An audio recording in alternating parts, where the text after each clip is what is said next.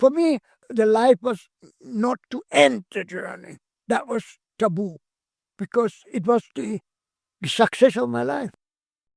You just heard Heinz Stücke, a German man who set all kinds of records during his 51-year journey by pedaling 648,000 kilometers and visiting 196 countries and 86 territories. To partially fund his travels, Heinz wrote his story in a booklet that has been printed in various forms 80,000 times. He has taken 100,000 photographs. He has been interviewed by countless newspapers, magazines, radio and television shows, and indeed, podcasts. Therefore, when preparing to interview Heinz myself, I faced the challenge of not asking Heinz the same questions that he had already answered 1,000 times. I decided I would try something a little different, a surprise specifically suited to Heinz's unique personality, which I hoped would also get him excited about the interview. If you're also curious, I invite you to come along with me on my train journey across Germany to interview in person and in his home, possibly the most accomplished touring cyclist of all time.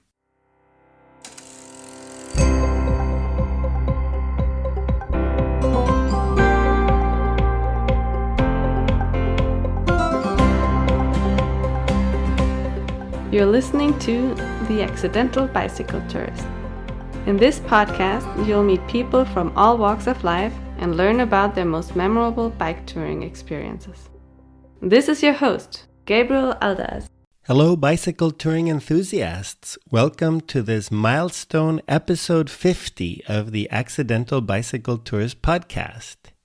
Episodes 50 and 51 will be devoted to the legendary Heinz Stücke. These episodes found their start, as many others have, during an interview with a previous guest. In this case, it was Klaus Andersen in The Biking Viking. Let's have a listen. Do you know Heinz Stücke from Germany? The old man? Well, I know of him, of course. Yeah. I went to see him 3 months ago. Really? His best friend, the guy who does his Facebook group and everything, his name is Henrik Schumacher. He's half Danish, half German, and he's a very good friend of mine. Henrik, he's also a tour cyclist. He's been to every country in the world. And me and Henrik went to see Heinz in June. Oh, wow. Yeah, and I have his contact. So if you had any interest, his brain is very sharp. He can't stand up. He can't walk anymore. He has an extremely sharp mind for somebody who's 85 years old. I looked up the town where he's from. It's on the western part of Germany. Yeah, it's near Bielefeld. Yeah. He gets visitors every week from around the world. He's very happy to have visitors and people. They can sleep over in his house if they want to.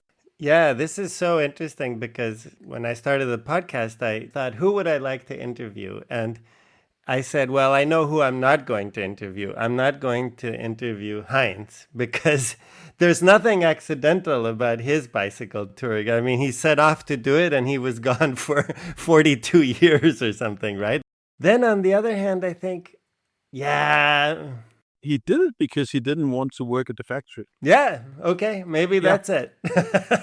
He was like this, the guy who was just really bored with his factory job in Germany. And his parents kept telling him like, oh, you should be happy that you have a job. And don't worry, Heinz, soon you'll find yourself a little wife. And then you have a couple of kids. And then you have that to worry about. And then you won't mind going to work any longer. And then he thought, no bloody way, man. Am I going to spend my life doing this? So like the first 10 years he went traveling, it was more or less to try and avoid having to go back to the factory. That is how Klaus convinced me that it would be worthwhile to interview Heinz. He gave me Heinz's number and I started calling. No answer. I tried day after day for 1 week, 2 weeks, 3 weeks. Still no answer. I thought the number must be wrong or disconnected, so I stopped calling. Weeks later, Sandra encouraged me to try Heinz one more time. Okay, this is our last attempt to contact Heinz by phone.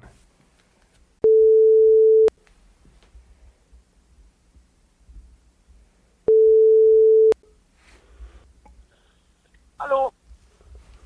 Oh, hello. That was admittedly a slow start, but I managed to recover. Heinz told me that he had been hospitalized for some weeks, but that he was home now and ready to accept visitors again. Now that it was winter, there weren't so many people coming around. We settled on a date for me to visit him in his hometown of Heuvelhof. When I asked for his address, he replied, "Just ask around in town. Say you're looking for the bicycle rider. You'll find me."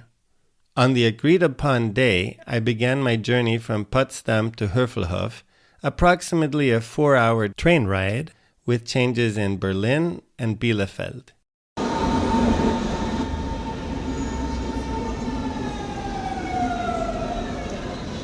I'm at the cavernous Berlin Hauptbahnhof, the Berlin Central Station. The temperature is negative 10 degrees Celsius, and I'm waiting for the arrival of the train to Düsseldorf, which I will be taking to Bielefeld. Good afternoon, ladies and gentlemen, and welcome aboard the ICE to Düsseldorf via Bielefeld, Dortmund, and Essen. We wish you a pleasant journey.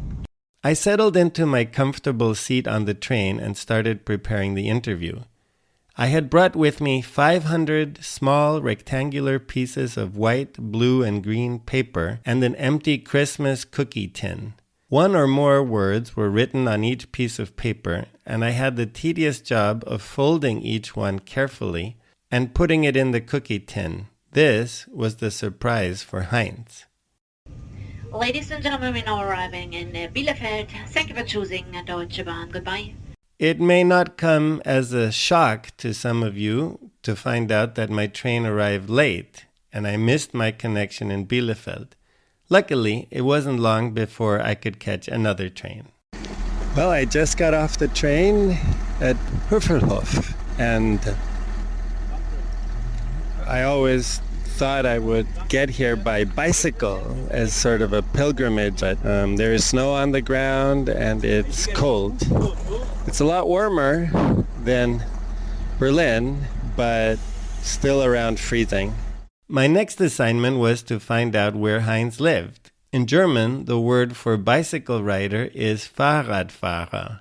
Rolling my suitcase over the cobblestones, I stopped to talk to the first person I met. Hallo, eine Frage. Ja, fragen Sie. Ich suche den Fahrradfahrer.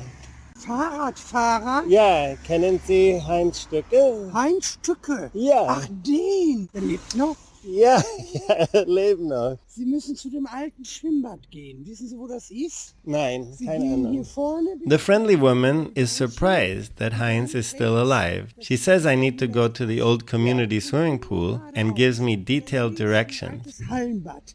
Und da hat der gewohnt. Nicht in dem Bad, sondern da gegenüber in den Häusern. Gut, vielen Dank. Ja, ich meine immer, der Heinz Stücke. Ja, der hat doch immer hier, ist in der ganzen Welt rumgefahren. Ja. The woman clarifies that Heinz doesn't live in the swimming pool, but in a nearby house. She knows that he's traveled the whole world. I follow her directions and find the swimming pool. Now where?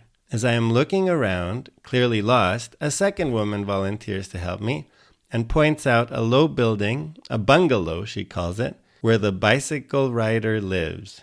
Ironically, there is a sign prohibiting bicycle riding on the street in front of the house. I'm at the front door and I can see this is the right place. It says, "Hallo, willkommen, ich kann nicht laufen." Hello, welcome, I can't walk. Please call, and then it's the number that I have for him. So I think I will call him and try to get in. Heinz immediately picks up the phone and tells me I'm in luck. The neighbor is inside with him. A few seconds later, the front door opens. The neighbor invites me in, and the first thing I see in the foyer resembles a shrine dedicated to Heinz Stücke. Moving into the hallway, I see 4 closed doors labeled in German, the bathroom, the storage room, the visitor's room, and the exhibition room. The doors and walls are covered with color photographs. The shelving is full of old newspapers and magazines. The neighbor ushers me into the living room, but this is no ordinary living room. Against one wall there is a single bed where a thin man is lying under blankets, his bald head and shoulders propped up by a thick pillow. The rest of the room is filled with desks, shelves, and archive cabinets. Every surface is stuffed with notebooks, magazines, and loose papers. Again, the door and walls are covered with colorful photographs, newspaper clippings, maps, and souvenirs. Heinz greets me warmly and invites me to take a seat on one of the 3 plain chairs that face him. The neighbor removes several plastic bottles filled with a liquid that is not apple juice, goes to the bathroom, and returns with empty bottles. She places fresh bread and other provisions on the low table next to the bed, within Heinz's reach.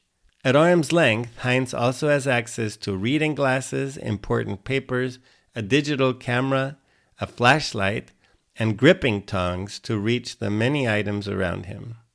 Satisfied, the neighbor excuses herself and wishes us a good interview. While I set up my equipment, Heinz tells me all about his hospital stay and shows me the procedures he was subjected to. Finally, we are ready to begin. Heinz Stücke, thank you for being a guest on the Accidental Bicycle Tourist podcast. Have you met many interviews? Podcasts, I mean, you call it podcast. Shit. Heinz, you're a very special episode. Episode 50. Shoot. I'm shooting. So I'll start by telling you a little bit about how we got here today. How did you get here? The reason I got here today... In this bloody cold. Real winter for a change. It is definitely real winter right now. So how did you get here? I did an interview with Klaus Andersen, a Danish man.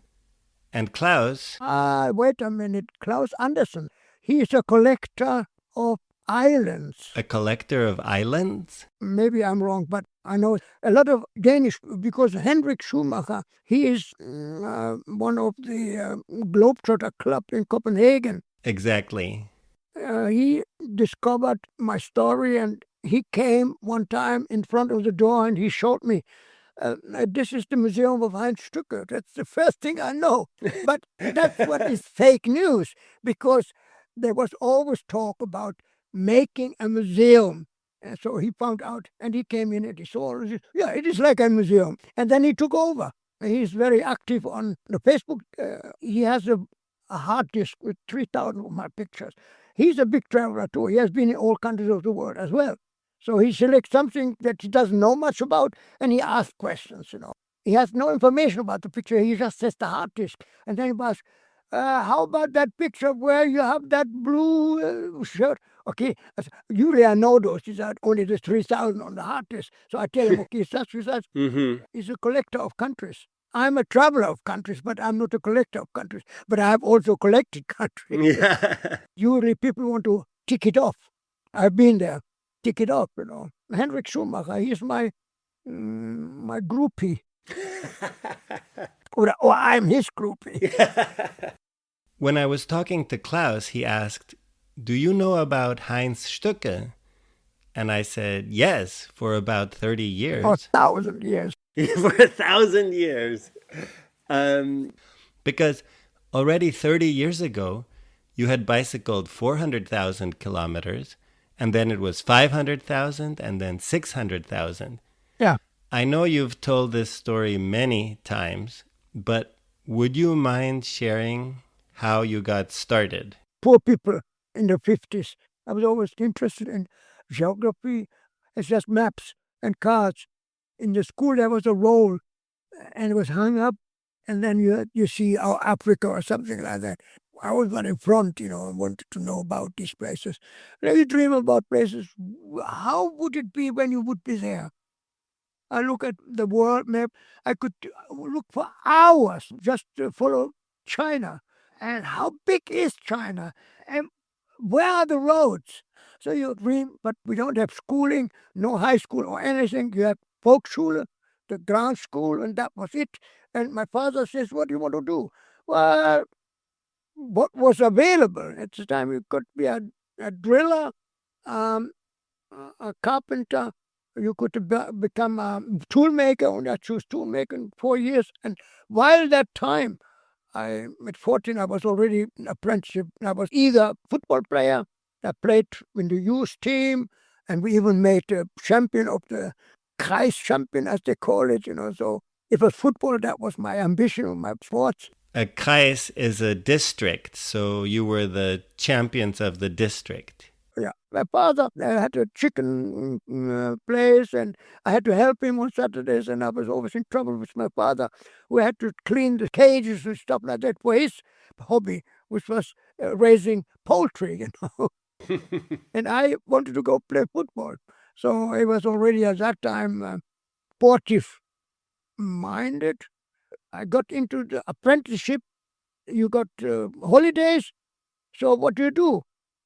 You take a bicycle and go. So I had every time in 4 years of apprenticeship, every year I cycled with my bicycle with a colleague. The first time already across the border, he was so proud to go one day only to Strasbourg. Then I've been in France. Hey, I've been in France. I crossed at Basel into Switzerland. Mm-hmm. So I was starting to count countries already with 14 years old. You're 14, 15, 16, 17. Every time somebody was coming with me, but I was a dictator and I was riding too fast, and nobody ever came with me again the next year. So and eventually, at the end of my apprenticeship, I decided to make a bigger journey, but nobody would come. So I said, okay, I'm going around the Mediterranean. So I took 4.5 months to Yugoslavia. Israel, I had to quit because I couldn't go to Israel at the time. Then over by boat from Latakia to Alexandria, and then around the Mediterranean. So that was a big journey when I was 18, 4.5 months, So I had already the taste of travels, And then I worked for a while in my profession. I collected money and so on. And about a year later, I decided to make a bigger journey, So I started in 1961 and towards India. I managed to get into Russia. I came back and then I worked. And then I said, look, I'm going to travel again. And I was 21 at the time.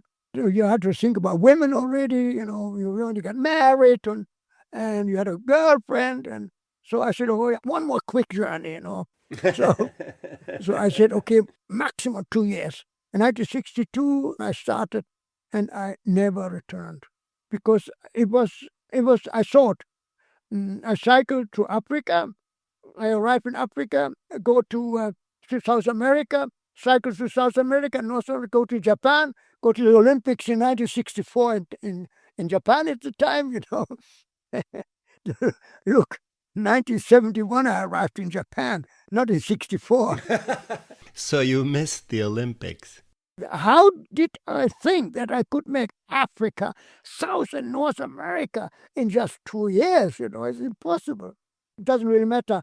Did I arrive? South America was the answer. South America is full of Germans that have schools, have clubs. And I stay with the German community in South America. When I come to a big city, I went to the German embassy, the German club. I play football there. I made a slideshow collecting money for me, and I was told to other Germans in other parts of the country. So it took time. I had a great time with those German communities. And they said, oh, you're going to Cordoba? There's a German club there. You're going to Mendoza? There's a German club there. So you hand around. And so I said, it's a great life. Why should I race through Argentina when you can have a good time? Never mind when I will get to Japan for the Olympics. Never mind. I got a great time now. So I took my time, and so it takes 3 years in South America alone. Basically, in every country in South America, you got the German community, and you were stuck with them, When did you return to Europe? In 1976, I arrived in Istanbul, first time after 14 years, come back on European continent in the Bosphorus. I was supposed to go home, but that life I had was so interesting, and it became really the thing I wanted to do, and I want to contemplate my life. So I wasn't. I stayed. I was riding like how do you call it? Like a cat, like a cat around a hot plate. Yeah. Around all the Germany. I went to Austria, Switzerland, and then Belgium, Holland. And then my sisters came to visit me in Holland. And when I was coming home, I said, well, I must go to London. I can market my story in London. And so it happened. I went to London and I made pretty good progress, lots of newspapers, and I was really one of the famous people in London in that time. I managed to get an agent in London, and he kept selling my story. Ever since, in 78, I said, I'm going to travel to every country in the world. So there was a lot of countries. So I had to choose Africa. Africa had 50 countries, or more than 50 countries. 1978. And I had the backing of the agent. It took 3 years. And at the end, I had 4 countries left. But it was almost all the countries in 1978, 79, 80, 81, 82. I was in Africa, all in one go. For me, the life was not to end the journey. That was taboo, because it was the success of my life. So you never went back to Germany after you left? First time I was bribed because a guy wanted me in a big show in Germany called Stern TV Günther Jauch. It was an evening show, like in America, Carson show, late night show, and so there was one in Germany as well. And I didn't want to go. I said they could take pictures in France when I was at that time, but they said, no, it's a live show in the studio. And I thought, oh, what money? No, money, you become famous and you can sell your book. I didn't have any book. And I said, I want 10,000. That was 2001. So euros. Deutschmark. Yes, when the change was. But they picked me up by taxi. They took me to the studio in Cologne. I had the evening show. After the show, Günther Jauch is a famous moderator. He had a brown envelope and 7,000 mark shiner, brown. Do you ever see the old German marks? Yeah, I remember them. They were brown, 1,000, 7 of them inside. No signature, nothing. It was just pocket money.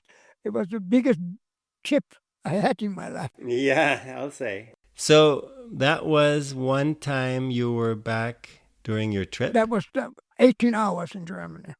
The rest of the night in the hotel.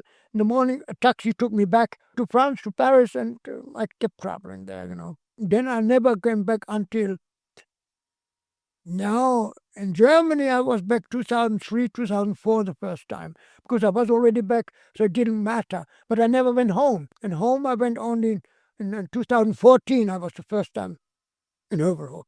Aha, you were gone for more than 51 years, to be exact. And then it was proposed that they wanted to make a museum. And I said, look, I can come back because I had so much material I sent to my sister.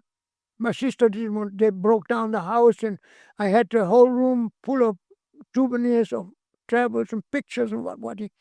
So I said, I need a place to build up an archive, no rent, it has to be free. And I wanted money, but they didn't want to give me money. So they said, okay, you can start and you will see what's happening. So this is how I got to this place. It was all empty here, water in the want. I turn up here, now I'm rotting away here. Oh.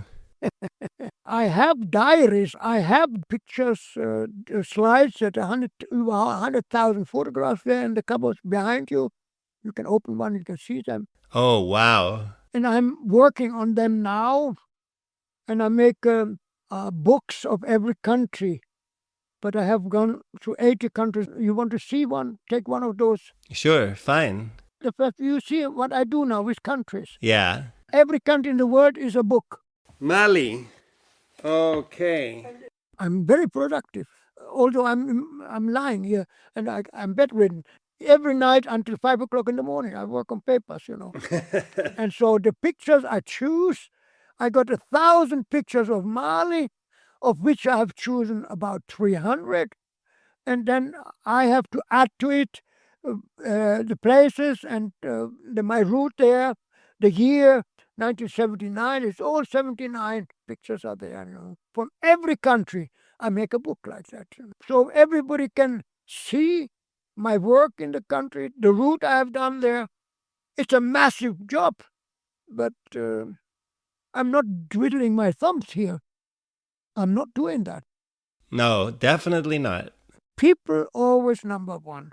All these years now here, people in front of the door. So I have had, I can easily say, hundreds of people here since I'm bedridden, especially. Sometimes, just a few hellos to buy the book, and 3 hours later they're still here. And 9 o'clock at night they're still here. Midnight they're still here, and then sometimes they sleep here. So then I go to my work here.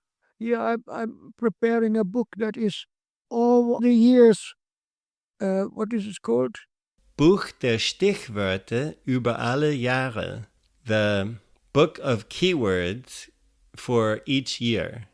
And so whatever I know from a place, I have the main Oh, whoa. the main things of a place in there, Now I started it in a primitive way, so now I'm getting it in a more organized way, Yeah, so these are the keywords. This is keywords, because I did that from memory. Those ones, I would have to get my diaries to read through the diary and take Stichwörter, Yeah, keywords. keywords out of it, So, Heinz, you're going to love what I did. I have it with me. I got a statistic book. Okay. That is every country. That's interesting because if you want to take a picture of them, look at this one here. I see. You can count any country you want. I have the statistics of every country. So how many times I entered, how many kilometers I did, the dates I did there. So it's, you name a country. Well, here's what we're going to do, Heinz. Yeah, but that's a funny thing. Now, just listen. I have with me a cookie tin with a lot of small pieces of paper in it. A puzzle. No, it's not a puzzle. Each white paper has the name of one of the countries that you visited. And how many countries have you visited? All of them. All of them. Well, they're all in here. Plus 80 regions and half countries and semi-independent countries. Yeah, have you heard of Niue? Yes, it's in here.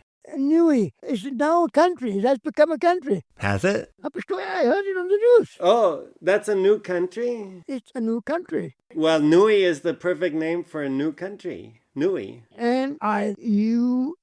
Okay. It's written differently. All right, written differently. Google okay. it. Google It's in here. Niue is in 2,500 kilometers north of New Zealand. It used to be a territory of New Zealand. But it's in the news now that the Germans don't want to make an embassy there, but they are recognizing it. It's a country. You know that Niue is a country. I didn't know it. No. You think it's Niue. It's Yeah. a new country. No. Yeah. No. It's in here. Listen. So in here, every piece of paper has the name of a country you've been to or a territory that you've been to. Okay, those are the white pieces of paper. All of them are white. Yeah, they're all white. Which atlas have you used? The famous one is the Times Atlas. It's the famous English one that the Guinness Book of Records takes the dates out of. The atlas is there, lying there. You have it? But okay, never mind. Yeah. Go on with the story. So, But you needed an atlas for it. yes, it was Which atlas? Was it Deutsch, German atlas? No, it was the Encyclopedia Britannica online. Oh, that's different, yeah, because the Britannica uses the Time Atlas. Oh, okay. The Time Atlas is the source. The source. Anyway, Yeah, go I ahead agree. with what you wanted to test now. Right. Well, it's not a test, but it's fun. Yeah, well, I'm not a child. And then there's some green pieces of paper, and they have a year on them from 1962, which is when you left Germany, all the way until 2014. Oh, I actually went further.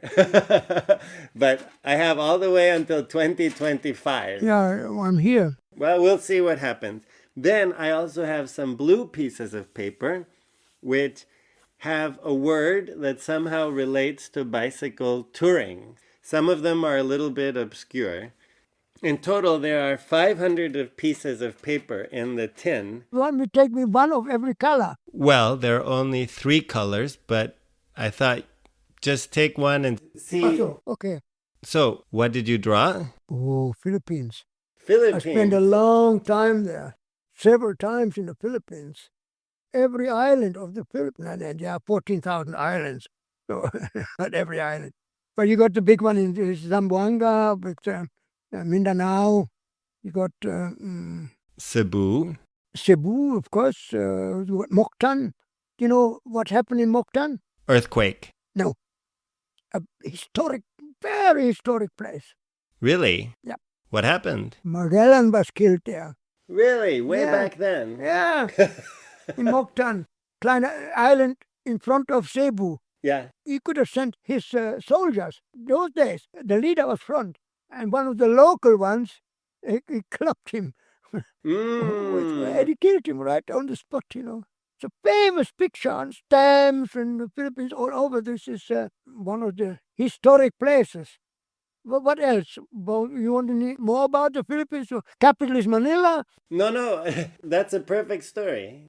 Magellan was killed there. In Moktan. Hence, he failed in his attempt to circumnavigate the world. Who? Magellan. He was killed there, but he had several ships on the trip around. I think 5 ships.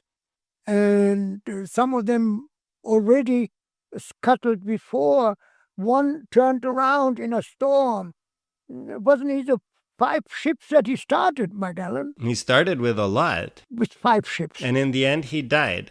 I knew that, but I didn't realize it was in Moktan. One ship made it back. Yes. In Ternate or Tidore, one of the islands where they loaded muscat.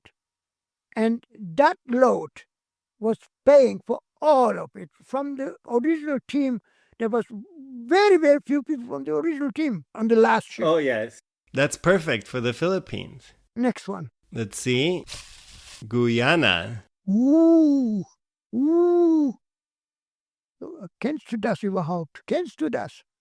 You don't know where that is. Yes, it's you don't, in South... sorry, we have to speak English. You tell me about Guyana. Guyana is a country in South America. And what else do you know?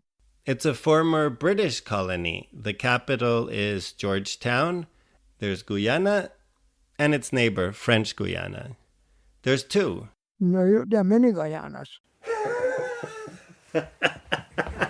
It's just now big in the news because they found oil there. And Exxon is exploring, but it doesn't help the people, although there are millions of barrels of oil outside Guyana in the waters, you know. And it's a disaster for the people because they don't benefit from it. The 2 groups of people in Guyana are Africans, because they've been used that this was used to be an English colony, and they used to have slave labor for sugarcane and tropical plantations. And so, but the Africans are never considered very good workers because they like to drink, they like to fuck around, they like to dance, but they don't like to work. So they brought Indian laborers to Guyana. And now you have 50% Indian Guyanas and 50% African Guyanas. And now the American coming with the oil business there. And I walked in Guyana, one of the most natural, amazing phenomena. What would it be? Do you know anything about Guyana? Nothing. Hey, have some respect now. No, I've not There been is there. one of the most amazing waterfalls there. 220 meters straight fall. The river is called the Potaro, and the waterfall is called Kaitura. And Kaitura means old man's fall, because the Indian tribe that lived there would put an old man into the canoe for his last ride down the waterfall. Oh, wow. And I walked 10 days, returned from Georgetown is the capital. That you know. That now you know. No, I knew that. I walked from Georgetown to the waterfall and back 10 days walking through the jungle. And in the jungle, you will find, well, the Brazilians call them garimpeiros. These are people that look for gold and diamonds. And they got a lot of diamonds there. And so I walked through the forest where there were camps of diamond hunters and gold hunters. And later, on the Venezuelan side, they got the highest waterfall in the world, Angel Falls. And not far from there used to be a Dutchman called Jungle Rudy. And he made adventurous trips on the river to the bottom of Angel Falls and climb the Angel Falls. But I couldn't do it because it was very expensive, you know. But I met Rudy as well. And this has to do with Guyana because the same kind of table mountains all over the place. You have the table mountains. Anyway, that's Guyana. But I've been there 2 times, you know. Now remember, you can also draw blue. What was blue? Blue is just something to do with bicycle touring. Oh, that doesn't ever confirm me because it's not organized. I'm a single one. The bicycling. What was the other one? Green is a year. Oh, that's difficult. Only the year. And we've drawn 2008. All after 2000 is complicated. But 2008, I cycled most 21,000 kilometers. That doesn't sound much because a lot of people that ride. I get people that say there's 35,000 a year, but that's almost 100 kilometers per day. But that's not traveling. That's making records, you know. But this one just so happened that I had a round the world ticket. And every time I have a round the world ticket, I try to go to countries where I can ride a lot. So I go to Australia, so I ride 8,000 kilometers in Australia, go to another country and ride a lot of kilometers. But it was mainly to collect missing countries. I came back to Paris in November and I had 19,000 kilometers. And I said, hey, I can make a record year out of it. This is not important, but it's a sort of a teaser. And so I said, oh, I'm going to visit my friends in Germany.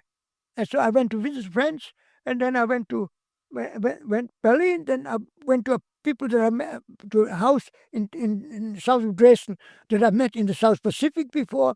And then I cycled into Czechia, then into Hungary, and then into the Pusta, only to make kilometers.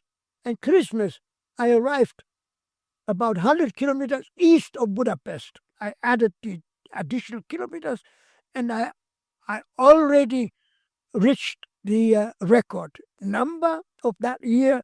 So I said, okay, I turned around, and then I cycled back onto the Danube. And that was a cold year, 2008, and the Danube was frozen. And I cycled on the Danube cycle pass, and there was no signs. There was no snow plowing on the cycle pass. Oh, no. And I couldn't cycle on the cycle pass. I had to go on the main road. Or on the I river. got pictures of it with ice-covered trees. It was a wonderful time.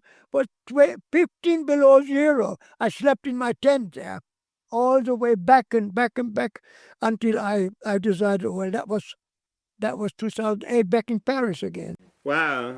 So that was a record year for you. Just under 22,000 kilometers. My best year. But 19, 20,000 several times. Okay, Heinz, I'm going to stop you right there. Another. Rapids. That's a very... I got so many rapids in my life.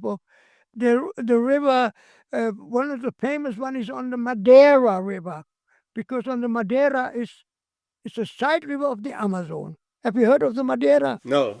Oh, well, then I can tell them not a lot of stories about it, but it's the Madeira as a side river is over 4,000 kilometers long. So among the longest rivers in the world, even the Madeira arrives among the 10 longest rivers in the world, but it's only a side river. And on one part of the river, there are rapids for hundreds of kilometers. So shipping all over the Amazon, a lot of shipping. The biggest ships in the world can go to Iquitos, 5,000 kilometers in the Amazon, because the Amazon is up to 100 meters deep. In many of the seas, you can't get 100 meters. But the rapids prohibit that. So the Madeira was only rideable by boat up to a place called Porto Velho. And from there was a train. It's all scrapped now. But when I was there, the train was still running to a place called Guajaramirim, about 400 kilometers, bypassing the rapids of the Madeira. And then in Guajaramirim, you could go into Bolivia. Excellent. Well done. Here's the next one. Wild camping. 3 ways of spending the night. In case nobody invites you, then I have a tent. And I look at the map before I get to a town. Is there a park, or does it look like countryside where I can put my tent? Or I don't even ride into the town and stay outside and camp before I ride into town. And then in most poor countries, you have very cheap hotels, So I spend no more than $3 a night in a cheap hotel if I come to a big city. Or I talk to people and I'm invited. So these are the 3. 5,000 nights in my tent, 5,000 nights in cheap hotels, 5,000 times invited, and the rest under bridges. When it rains, I stop in a bus stop, and if it keeps raining, I sleep on the bench in the bus stop. Sometimes in the morning, the people, they have to get the bus in the morning. They are still at the bench there. Yeah. But at least it's a dry place, Like lots of flights later in my life of around the world tickets. And when I have to fly in the morning, I go in the night to the airport and spend the night at the airport and wait for the morning and then to check in for the flight. So many, many nights I spent in airports. Perfect. Next one. What do you want me to take? Whatever you like. Well, countries, I take a whole lot. One at a time. There, you got one here. Ooh, oh my God, this is the smallest country in the world. What did you get? Yeah, what is the smallest country in the world? The smallest country in the world is the Vatican City. Oh, I get, and that's one of the smallest. It's called Liechtenstein. Ah, a European country. I passed through it, and 3 hours later I was out again. And I was very upset about it, Before you know it, you're out. I think that's the official slogan of Liechtenstein. On the other side of the river is Switzerland. So one day, when I made lists of which country I had visited, I decided, shame, you got 3 hours in Liechtenstein. It doesn't count. So I turned around and went specially to Liechtenstein for a number of days. And I cycled up to the mountains where there is skiing area. Have you ever been up there? Not up there, no. Otherwise, you can't stay long in Liechtenstein because it's a very small area. Come on, get some more exciting countries. All right. You're the one drawing. Oh, it's a very long one. It's the Caribbean. It's just 2 islands. I'm testing you now. Trinidad and Tobago. No, it's not. It's an island group where there is every year the sailing week happens there.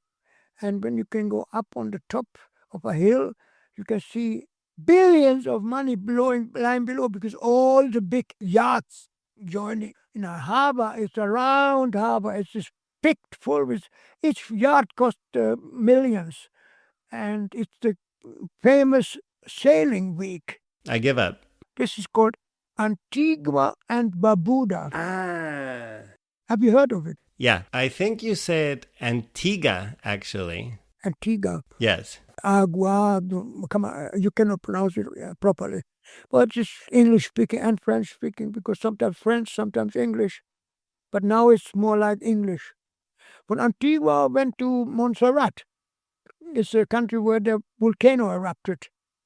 You know that? Mm-hmm. I met a pilot there in the boat from Antigua to Montserrat. And then there was a pilot, he had to fly to measure the ashes in the air because the capital, Plymouth, was under 5 meters of ashes. Sometimes top of a building stuck out of it, and you could fly over it. And the volcano there was a very dangerous one. If you ever heard of Pompeii, Sure. why were the people killed in Pompeii? Why? They were buried under ashes. The ashes, they were long since dead when the ashes fell. The smoke, they died of asphyxiation.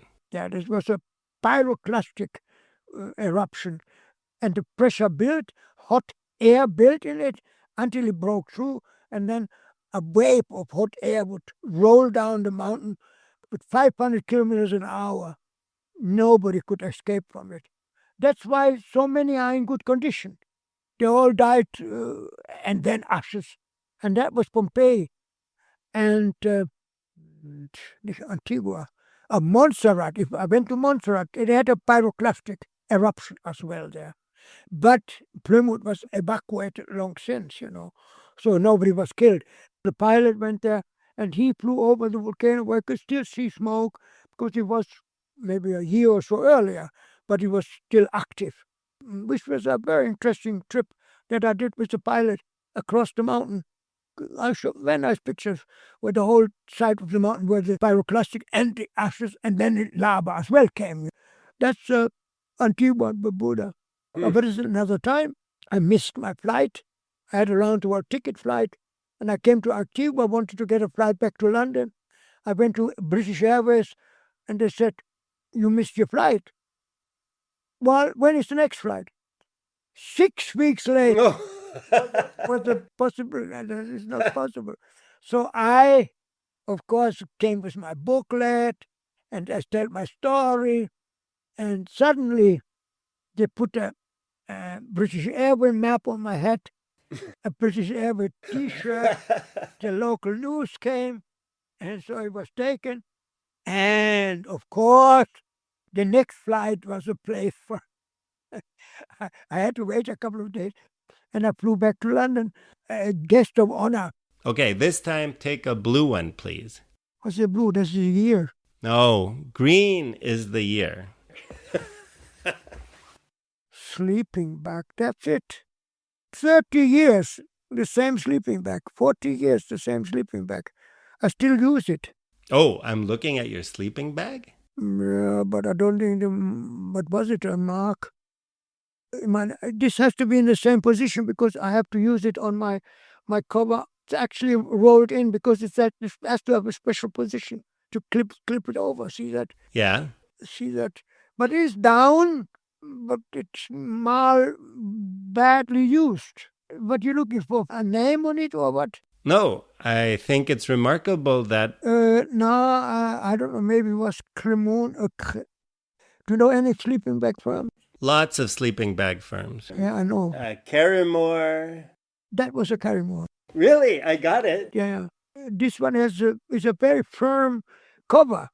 And the new ones, the feathers come out there. It was supposed to be a down sleeping bag, but when you feel feathers in there, and it's not down. It's feathers.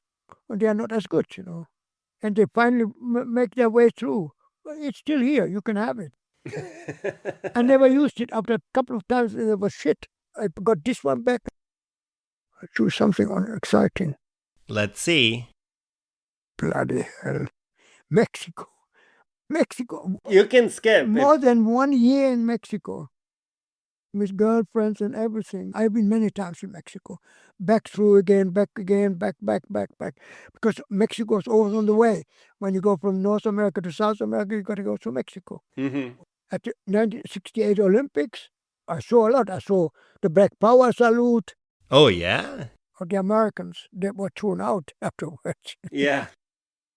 was not a good idea. I saw the 8 meters 90 jump of Bowman, or what was his name? It was 30 years, never anybody jumped further. The long jump. Long jumps. What was his name? Bob Beeman. I saw that. You saw that live? I saw that live. Football, I was a photographer behind the goal of the World Cup of 1970. What? Wait. That is surprising. How did you get to be a photographer for the World Cup? Well, when I was in Mexico, I used to go to ACFA to ask for films. I had a booklet. I would put ACFA on the booklet. But if they had money, okay. If they had more money, films. So I asked for films, and I went to the representative of ACFA. They were quite big in Mexico. Roberto Ramirez was the PR person at ACFA of Mexico. ACFA from Germany. Just to clarify, AGFA made photographic film. Yes, I knew Ramirez, and he proposed to come to be a photographer for the World Cup.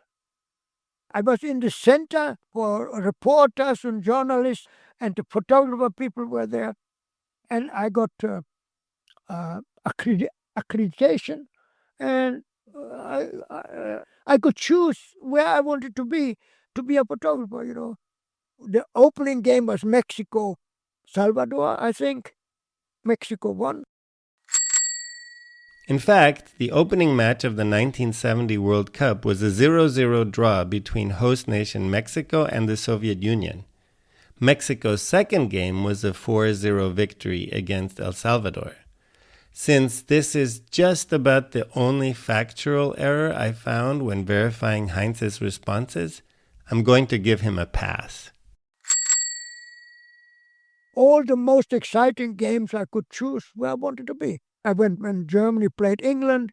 We lost 4-3 against Italy in the semi-final, you know that. And the final, of course. The final, I got pictures.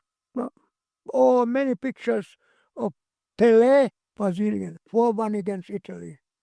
Pelé goal where he's high up in the air. So he's a short guy. But he jumped so high that it looks like he was 2 meters above the ground when he made a goal with his head. It's all on the pictures here. Next time you come, when I can run, I'll show you the place. That's interesting. If you see the magazine called L'Equipe, it's a big famous French magazine. If you see it, where I'm in the picture. Really? I need to see this. If you go and you see all the magazines on behind the cupboard, and if you look at through them, you find L'Equipe and you bring it. Okay, I'll be right back. Behind, low, near, not under, on the side. Yeah. Not there. At this height, at 1 meter height. Okay. Before the door. Oh, before The door in the middle. Yeah, and down below. No, not that door. Big door. You don't need to shift it around. Just lift them up until you see L'Equipe. I'm still looking. Well, sometimes it's in another place Yeah, I don't see it. because a lot of people are looking. You don't have it here. I would show you, but I can't show it. The greatest glory. And you see a centerfold with everybody storming the field when Brazil won the final with Pelé, number 10. And I was there, and I can see myself in the crowd as photographer, my camera in the hand. That's cool. Mexico is a very long story with girlfriends and what have you. When I was at Lucho's, I don't know if you heard of Lucho, in the north of Mexico, in Trujillo, where he had a Casa de Amistad, mainly for cyclists. And I stayed there once 2 weeks because I had a stiff neck. I couldn't turn my head. You can read my booklet. There's sometimes I mention it in the booklet. Did you ever see the booklet? No. You will get it here. You do it right away before I will forget it again. Under the Green Book. That's my product that I've had all the time.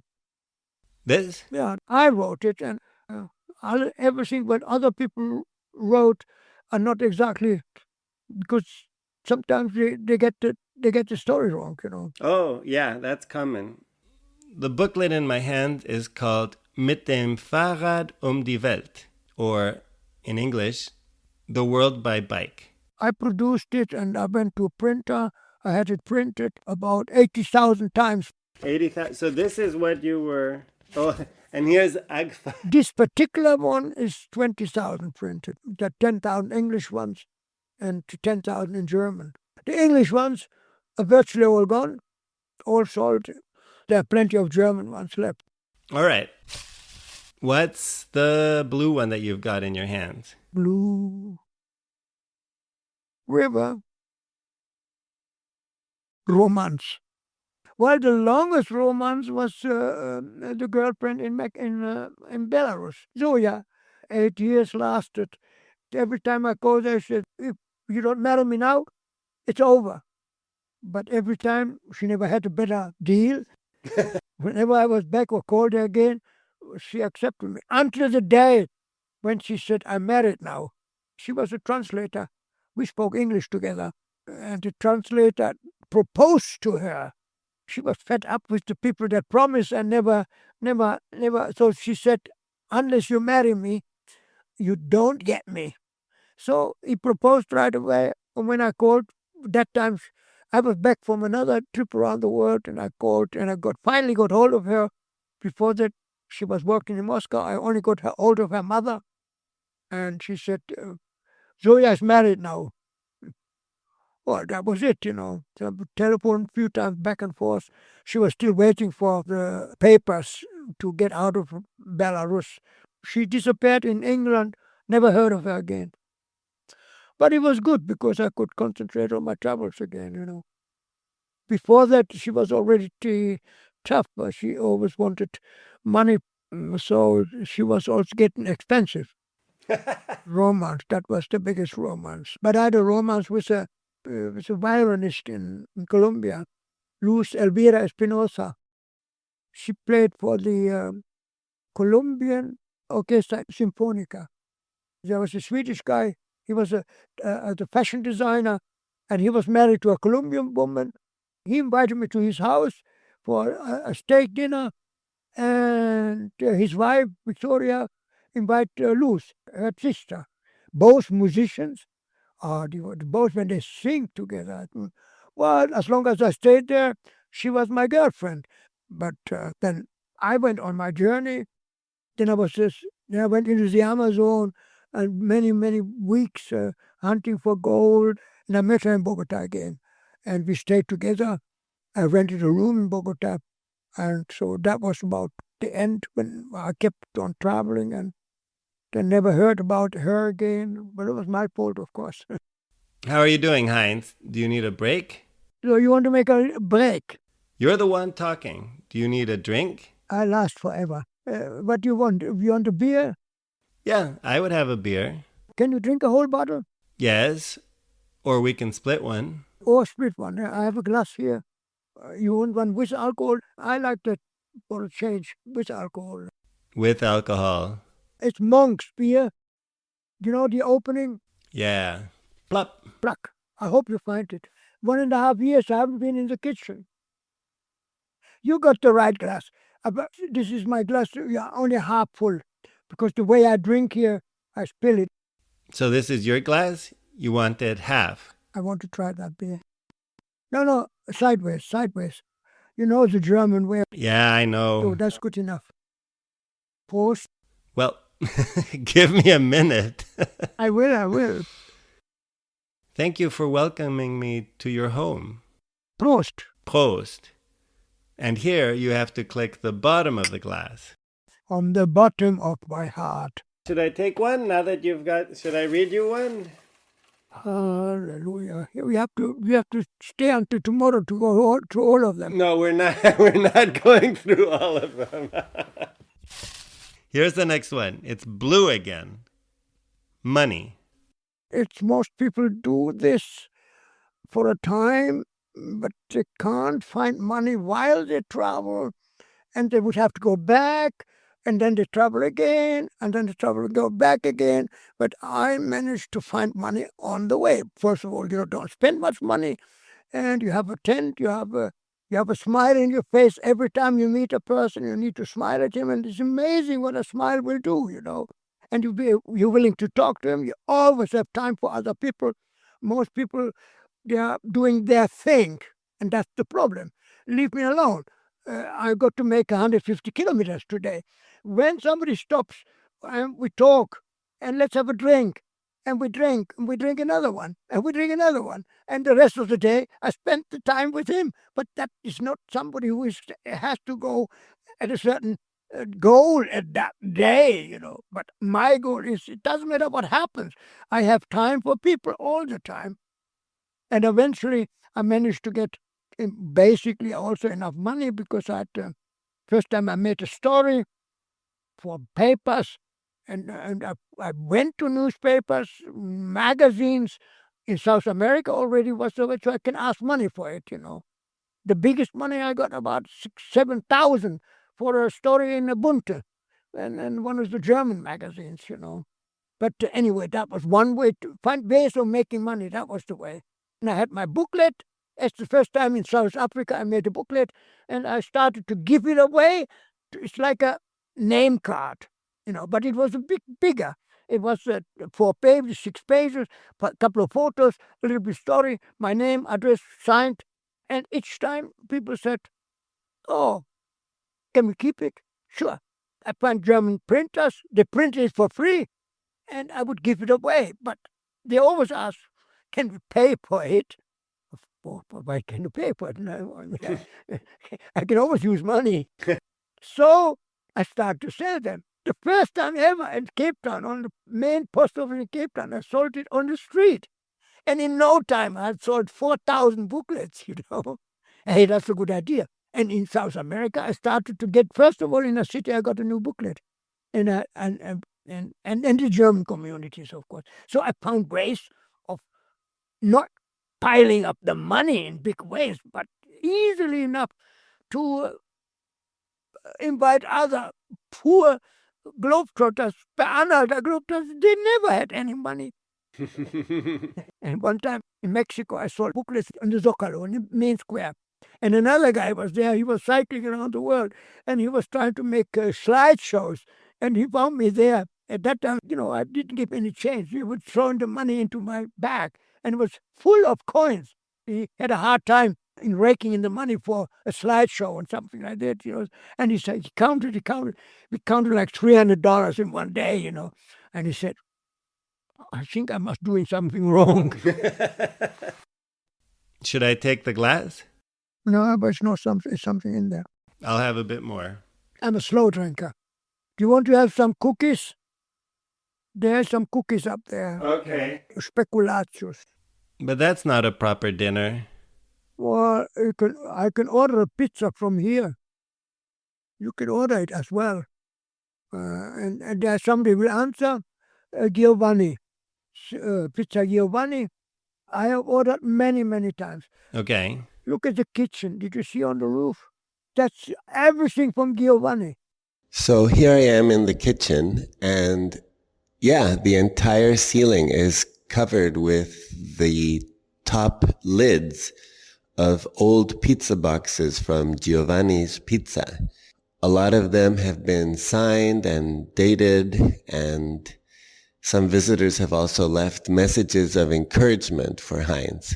I hope none have fallen down. No, not yet. Here's one that is signed by the film crew, Albert, Jordi, Pau, and Salva. Those must be the guys that made the Netflix film about Heinz, the man who wanted to see it all.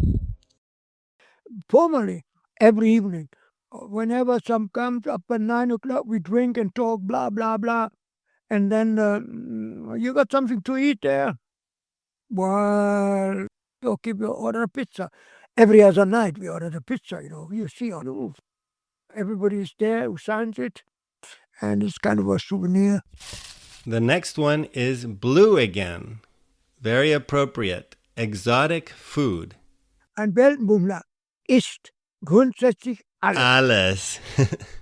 Yes, a world traveler eats basically everything. Du kommst du da und musst dann gebratene Tarantulas essen. No? Tarantulas, Yeah, tarantulas. Yeah. Spinnen. English, Heinz. Switch to English, please. The tarantulas, they're already prepared. They were fried, stuck up there. And, well, if you order, it was a curiosity for a lot of tourists would go to eat tarantulas, So it was, well, maybe even the local people, because it was not exactly only made for the tourists. It was an original thing that the locals used, and it was an edible tarantula. And where was this exactly? It's 100 kilometers north of Phnom Penh. Phnom Penh is the capital of Cambodia. Well, I've heard about it. I might bypass there, but I was there in the morning, and at the same time, they had cashew plantations there, huge cashew plantation, and the cashew fruit. Do you ever see cashew plants? Yeah. And it's sweet. The fruit is sweet, but the cashew is hanging below, and it was taken off, and then it's inside the nut. But the fruit is just a sweet fruit.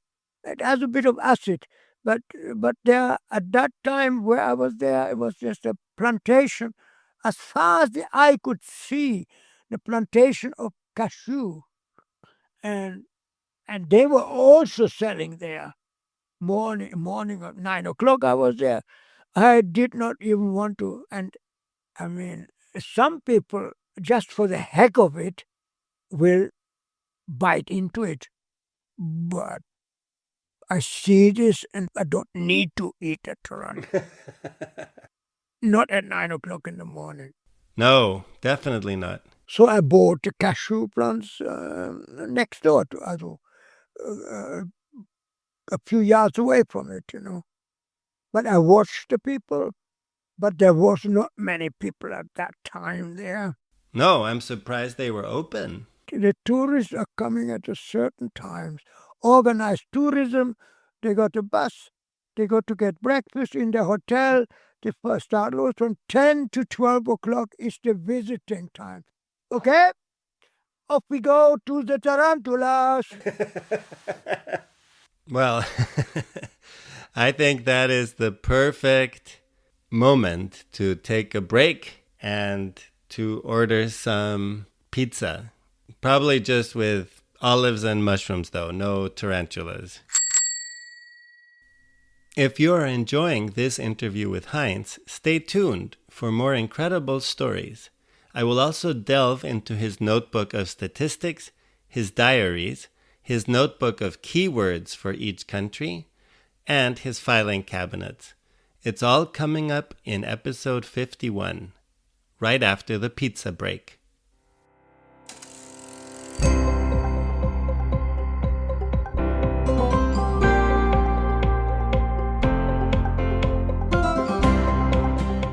The transcript for this episode is available on the Accidental Bicycle Tourist website.